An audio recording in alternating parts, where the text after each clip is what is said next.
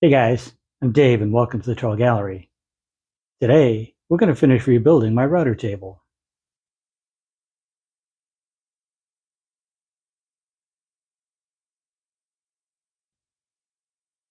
In my last video, I built the cabinet portion of my new router table. Since then, we've moved house and I've moved the shop, which you may notice looks a bit different. Now that I've got all that behind me, let's see if we can wrap this build up so I can get back to work. To get started, I cut the pieces for the top with my track saw. The final dimension will be 42 by 24, but I've cut them a bit oversized for now. Since I want this top to be stiff enough to hold a 3 horsepower router, I'm going to double up the 3/4 inch plywood. I fully coat one side and start to clamp things up. The levels are clamped to the panels to minimize any warping or twisting while the glue dries. My clamps secure the edges but not the center. To make sure the panels get a good bond, I drove in several screws to help hold things together. I'll remove them later so I don't run into them while I'm cutting the top down. Once the glue had time to dry, I trimmed one long edge at the table saw to clean up any misalignment from the glue up. I used my track saw to cut the first short edge. A framing square helped to ensure that the two sides would be square to each other. The blue tape, top and bottom, is there to minimize any tear out during the cut. I had milled up several strips of 1/2 inch thick maple to use as edge banding. With 2 of those strips on the freshly cut edge, I could mark the top at 42 inches. I added more blue tape, reset my track saw square to that first edge, and trimmed the top to length.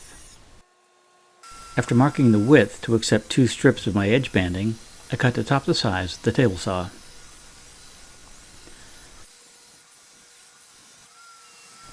The front corners will be right about hip level, so to prevent jabbing myself on those corners, I cut them off at the miter saw. The distance isn't critical, but a 45-degree cut will make it easier to trim it out in the next step. I used a stop at the far end to make sure that the 2 cuts were identical. To start the edge banding, I added a bead of glue to the rear strip and held it in place with a few pieces of blue tape until I could get the clamps in place. Once the glue had dried, I trimmed off the excess with my palm router and a trim bit. Since the back won't be seen, I figured a butt joint would be fine here.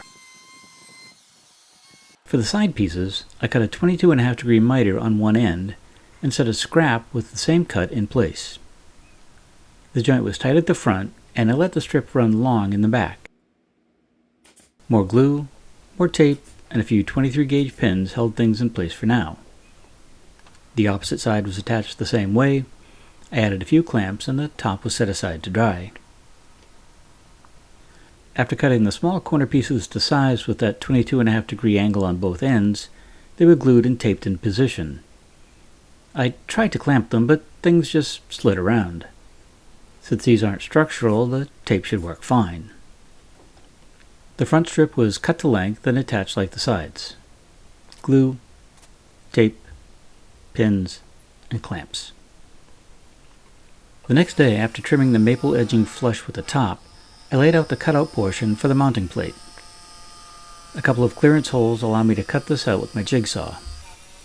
Since this will never really be seen, I cleaned it up with a random orbit sander rather than getting all fussy with a flush trim bit. I cut a piece of laminate larger than my tabletop with my track saw. There are a lot of ways to make that cut, and most of them are unpleasant. With that done, it was time for contact adhesive. One good coat on the top of the table, and another coat on the underside of the laminate. Then I'll let them tack up for about 20 minutes. A few sticks keep the laminate and the table from making contact before I want them to. If you don't know, once the 2 surfaces touch, they're fixed. So these spacers let me smooth out the laminate at my speed. Once it's set in place, I use a J-roller to remove any air bubbles and lock that bond. With a flush trim bit in my palm router, I cleaned up the excess laminate around the edge. I drilled a clearance hole in the central opening and used that to clean out the extra laminate there as well. I switched over to a chamfer bit and eased the outer edges. I took a light pass all the way around before resetting my bit depth and taking a second pass. I'm all about removing as many sharp edges in the shop as possible. I'm going to use T-track to mount the fence, so I laid out the locations for these two tracks with some blue tape. One straight edge was clamped to my layout line, a piece of T-track was set in place as a spacer, and then the second straight edge was clamped in as well. These are stop dados, so I also clamped in another piece of stock to define that end. I set my bit for a shallow cut of about 1/8 of an inch and made the first pass up and back. I adjusted my depth and made a second pass just shy of my final depth. One last adjustment and my track set just below the surface of my top. I made a note of the depth setting on my router and repeated the process on the other side. The third T-track runs the full width of my table and was cut the same way. I just had to get a little creative with the clamping of my straight edges. In the end, it worked out fine. To cut the recesses from my router plate, I put together a jig that snugly fits the plate itself. The key here is that the jig needs to be the same thickness to minimize any variations when cutting the depth of the top. The jig is set on my layout lines and clamped in place. I swapped out the stock base of my palm router with my extended base for more stability. Using the same flush trim bit, I set the depth for about 1/8 of an inch and made my first cut. Just keep working around until the entire area inside the jig is clean. One more depth adjustment and the second pass was made. I made this depth just deeper than the thickness of my plate. It took a little bit of sanding on the edges to get the plate to fit snugly, with virtually no play in the fit. I laid out the locations for several fasteners. 2 of these will secure the plate in place, and the other 4 will let me insert leveling screws. I started by drilling pilot holes through the top with a drill guide to keep the holes square to the face. The 2 mounting holes were drilled out to accept a threaded insert for 1/4 20 machine screws. While I had planned to use the same inserts for the height adjustment screws, there just wasn't enough meat on those edges. Eventually I tapped the holes for a number 10 bolt and I inserted those later. I countersunk the holes for the inserts and threaded them in place. That countersink ensures that the head of the insert will be flush or just below the surface of the wood. To begin inserting the T-track, I first cut one end at 45 degrees with the miter saw. If you don't know, aluminum cuts easily with most woodworking tools. Just go slow. The track was set in place and its length was marked, and then I could make that second cut. I clamped things down as I worked just to make sure nothing moved during the cuts. On the next section of track, I trimmed the corners off on one end, again at 45 degrees. This just makes it look a bit neater, those stop dados. I did that for both corners, marked the track for length, and came back and cut them to size. After knocking off any burrs, the 3 pieces were set in place. To secure the tracks, I started by pre-drilling through the mounting holes with a self-centering VIX bit. I started by drilling one hole and securing the track with a screw. Then followed that by drilling the rest of the holes. Once they were all drilled, the track was fastened with several number 6 by 3/4 inch screws. Because of some poor planning on my part, again, I had to drill new mounting holes in my router plate. I set the plate in place, flipped the top over, and marked the location by drilling through the threaded insert. Just be careful not to bung up the threads. Using these locations, I could drill the new mounting holes at the drill press. The final step was to countersink the hole so the head of the fastener would sit below the surface of the plate. If everything went to plan, the plate could now be set in place and fastened to the top. That went well, but it still sits a bit lower than we want. It's time to join the top to the cabinet. I centered the top from side to side and set the back of the top flush with the back of the cabinet.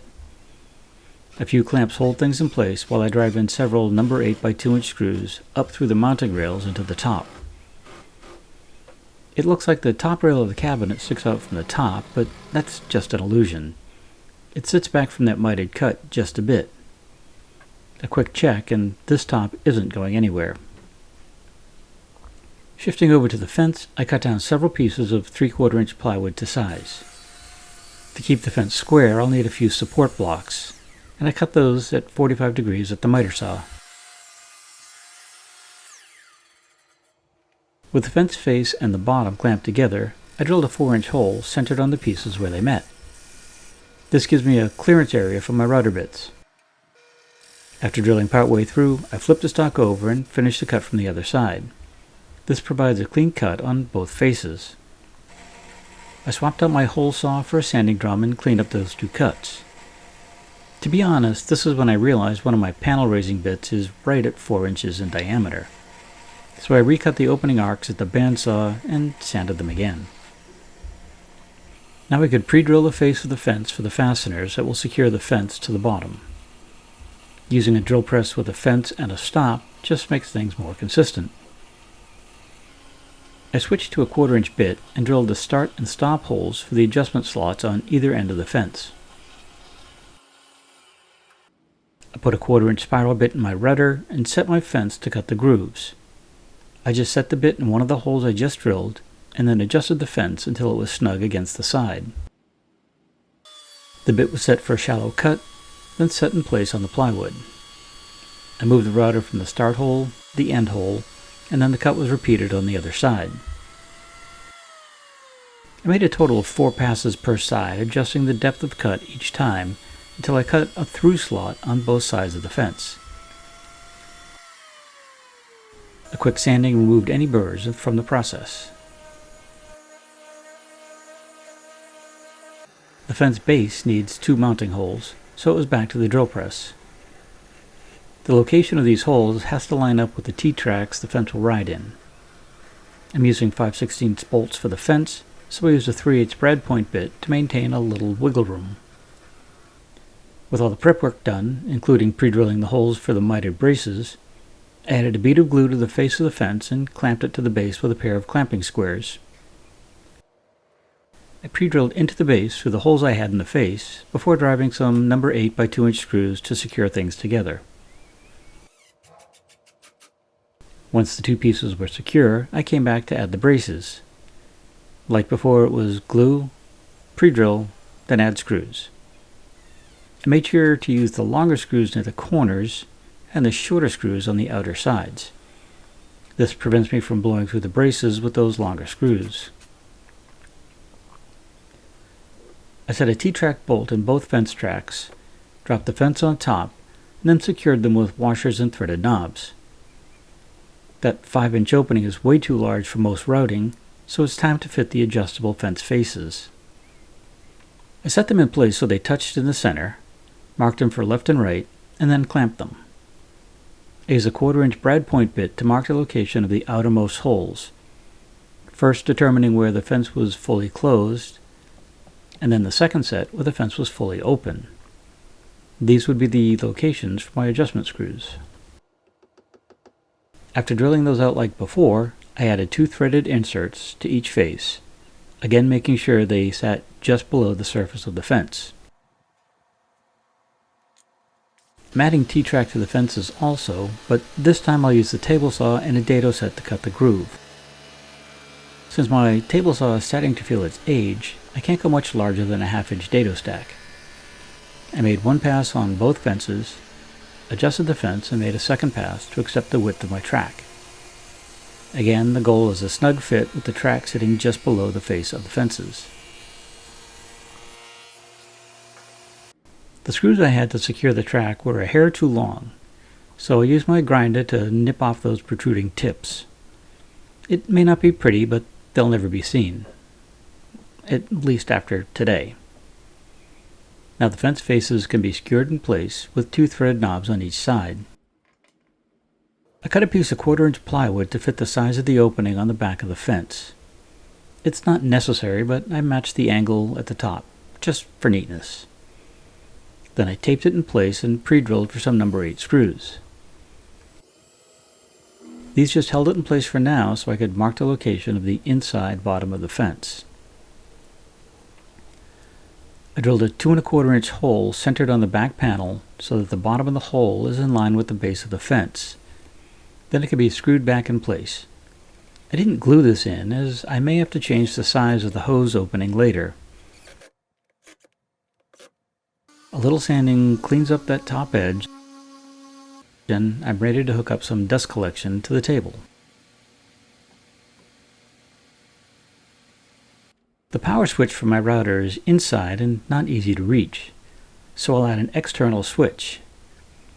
This is the same one I used on my bandsaw rebuild, and it's secured to the side of the table with a couple of 1-inch Kreg screws and washers. I've had switches here in the past, and the off paddle is easy enough to reach when I need to. Before the final mounting of my router to the plate, I took the time to adjust the height of that plate. I raise or lower the adjustment screws until the plate is in line with the tabletop, and I loosely seat the mounting screws.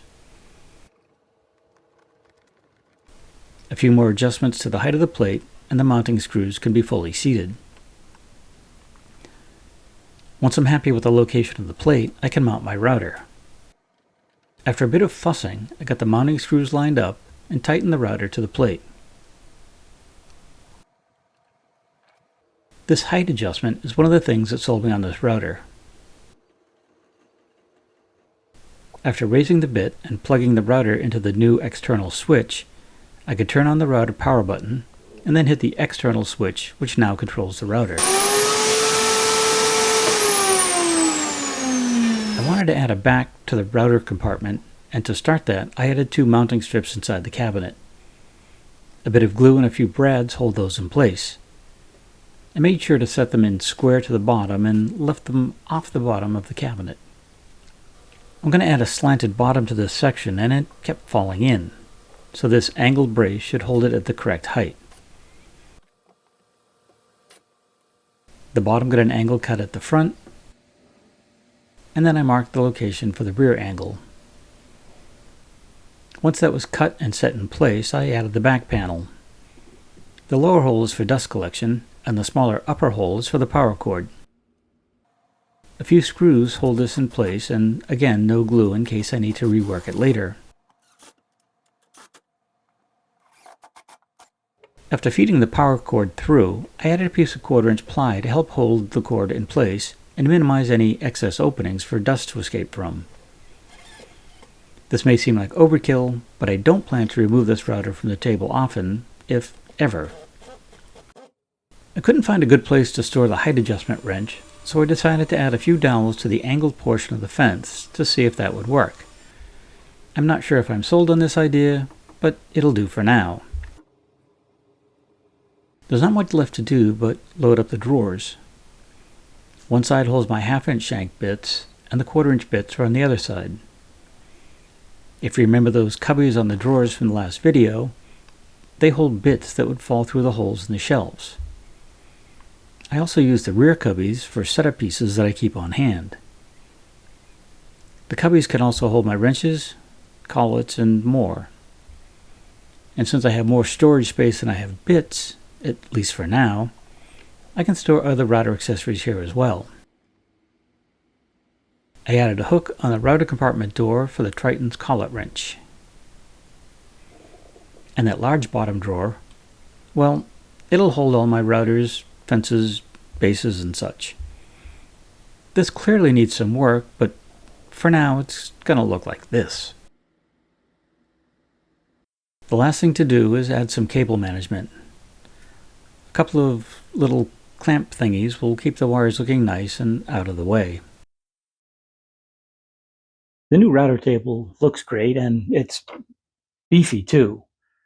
This thing is not going to move around the floor, and I don't think I'm going to have to worry about any warpage.